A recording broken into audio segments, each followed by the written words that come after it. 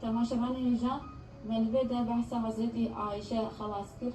Heta bernameyekî din em ê dîsa behsa dayîkê xwe din bikin.